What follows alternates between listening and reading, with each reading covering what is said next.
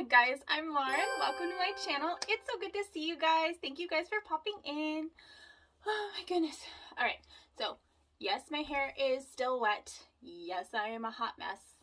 This is what it is. It's always a mess here, okay? So if you don't like that, this video is not for you. Also, this video is for you if you want to talk about the difference between boards, poles, and trellises. We're going to be making some of those trellises today. I'm going to show some of my board plants. We're going to be putting some plants on poles. Just general maintenance and upkeep. It is very relaxed and chill here though, so that's just kind of the vibe.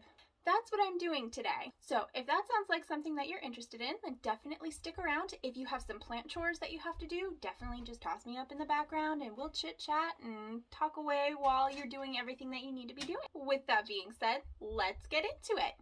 Alright guys, let's talk about some plants that really like to climb.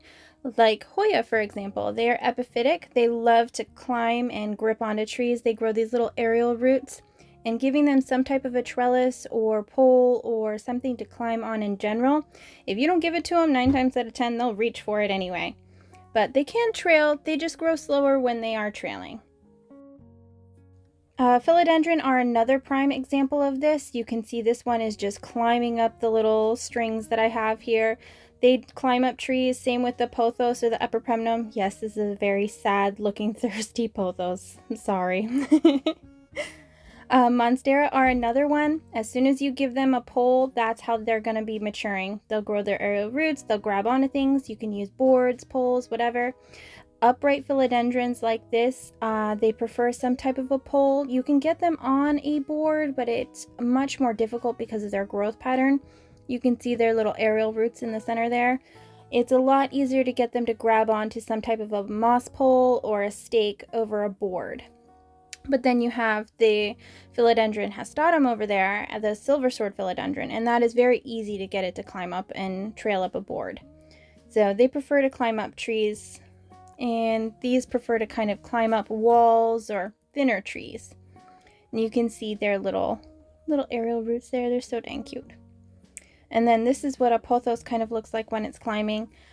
This is my marble queen pothos. I just have it attached to the board here. It's doing a fabulous job. Sorry, my hands are kind of shaky. But these are some prime examples of climbing plants and how you can get them to climb. But if you have smaller plants, it's easier to start out with something like a trellis or a pole. Believe it or not, syngonium are another one. They're actually climbing plants. A lot of people look at them as big bushes or they're trailing plants, but they actually climb trees. You'll see the syngonium albo in particular in the plant world is climbing quite a bit. But little berry illusions like this one don't seem to get that much love. But anything with aerial roots like this, they're looking to attach to something. If you give them something to attach to, I guarantee you they will mature much more quickly. So, and that is why I'm trying to put poles and things today and make little trellises and just find ways to get these plants to go up like they would in nature. There's a prime example of aerial roots looking to grow. So that's also a node, you could cut it off there. These are another example. These are the Scindapsus. Scindapsus argyrius really love to climb. They'll actually shingle though. They don't grip on and kind of circle and go outward everywhere like a monstera or a philodendron would. These will flatten themselves against the tree trunk or the board or whatever you're attaching them to, and they'll kind of flatten themselves on there and kind of shingle themselves up. It's actually really cool to watch, but they're kind of lumped in with the others. Here's another example of a Scindapsus. This is a Scindapsus trubii moonlight. It's similar, same as the other Scindapsus. They will shingle up things. They're not really meant to be trailing or climbing. They climb, but you know, it's different. On to my handy dandy drawer to pull out all of the stuff that we're going to need for trellises, like wire and wire shapers and tiny poles. And then onto the box that holds all my stuff that I still haven't covered in that fabric yet, but I will later this week, I promise. This has a bunch of stuff. Grab some of these, some of these, one of these. Should we? Do we dare? I think we do. Alright, so we have all of our stuff here. I grabbed out as much stuff as I could. I don't know if we're going to use that pole or not. I might repot a syngonium and put it in there. We're going to use some of these little stakes. We'll use the wire. I'm planning on making 3 different types of little trellises today, so we'll kind of go over that too. Alright, so this is a philodendron dark lord. He has grown up quite a bit. He was just a 1-leaf little cutting when I got him, maybe one in a baby one. I'm a little concerned because this growth came out smaller, so that's telling me that it's either malnutritioned, or it's not getting enough light, or the thrips have finally gotten to it.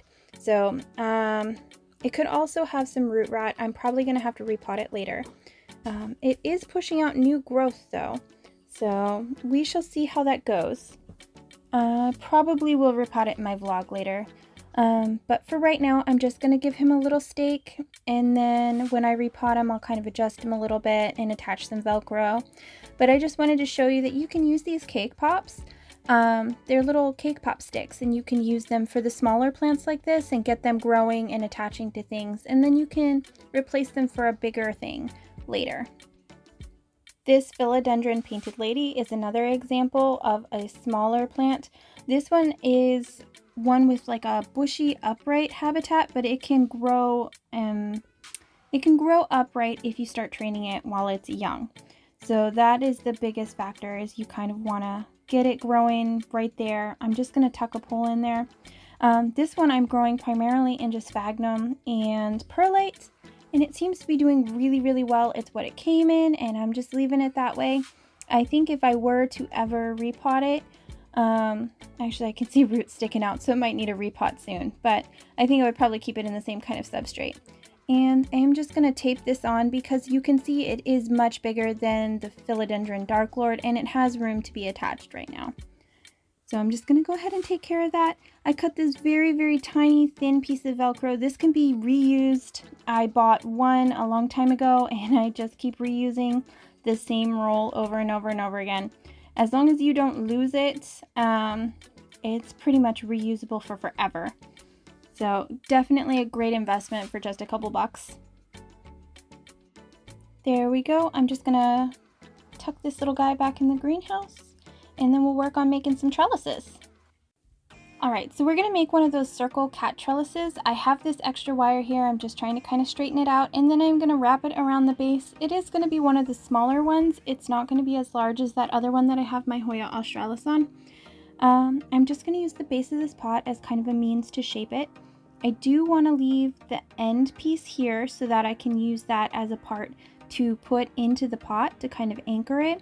This also makes it easier for removal if I have to, but it also kind of stabilizes it in there to some extent. So I prefer to do it that way. Everybody has their own way of doing it though. This is just my way.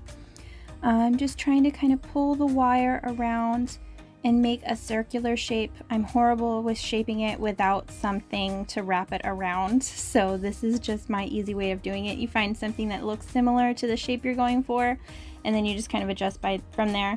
I know it's not perfect. You can straighten it, and there's all kinds of tools and whatnot, but that's just not, I'm not that high tech. I'm very simple. So I wrapped it around, I made the circle shape, and now I'm just kind of twisting the bottom pieces so that it's a little thicker, and I'm ensuring that it's not going to come apart. Again, there are tools out there for wire working that would make this much easier for you. So, and as you can see, it's not the straightest, but I'll flatten it out later. I am just going to use these little wire tools. I don't know what they're called. Wire tweezers, maybe? I don't know.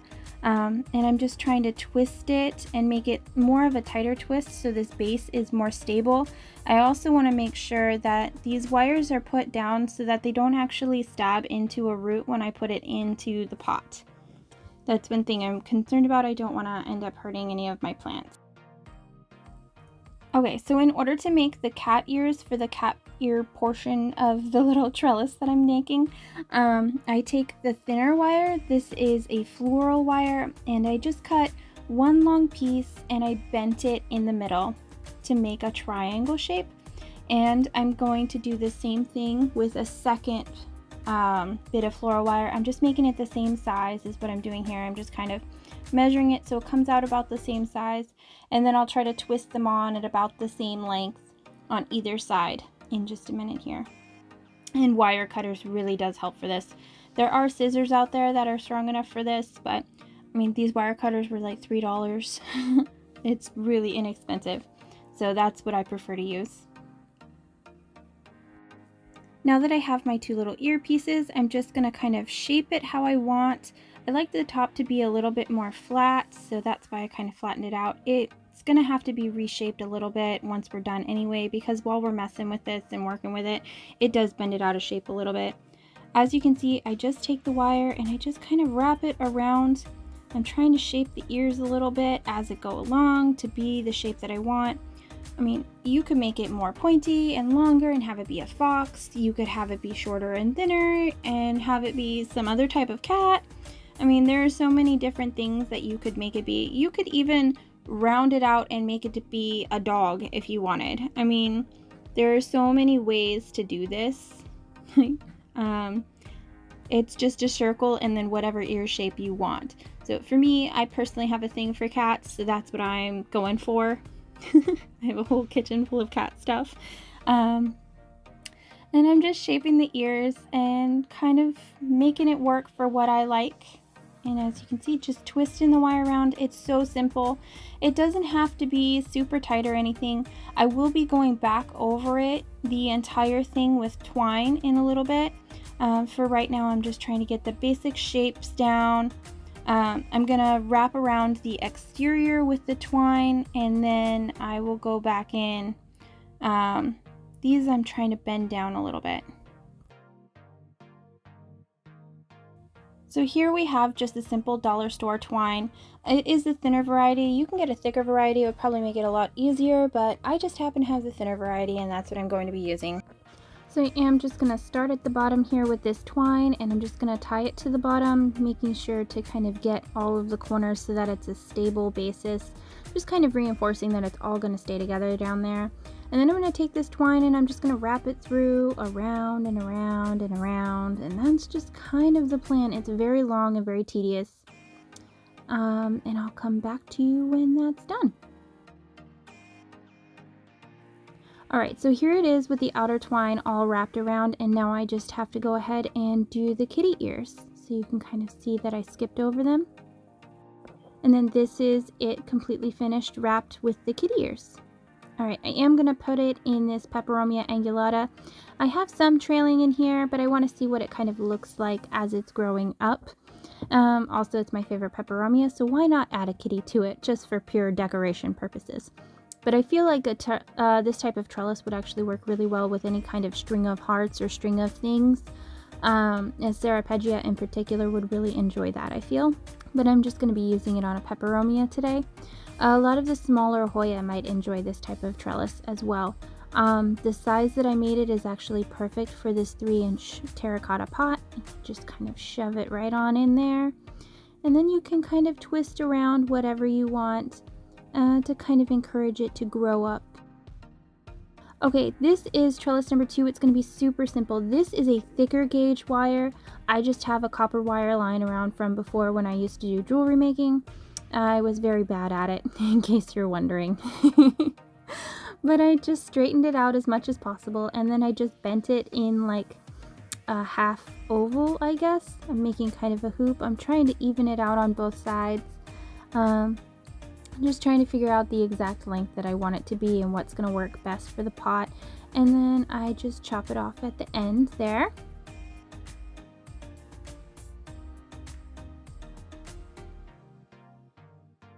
Next, I want to get a pot that's about the same size as the pot that I want to put it in, just to kind of see where the top of the trellis is going to be and where what is going to be in the pot is going to be.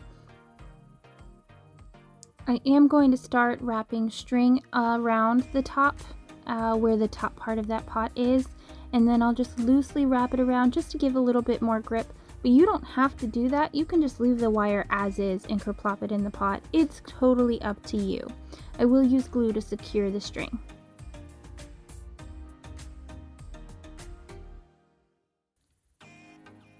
And this is what it looks like. And I'm just gonna kind of tuck it in here in my little Hoya pubicalyx here. And you can see the string is actually gonna add quite a bit for their little aerial roots to grip on. And I'm just gonna twist it around, and then I'll show you the beautiful reveal per se. Woo!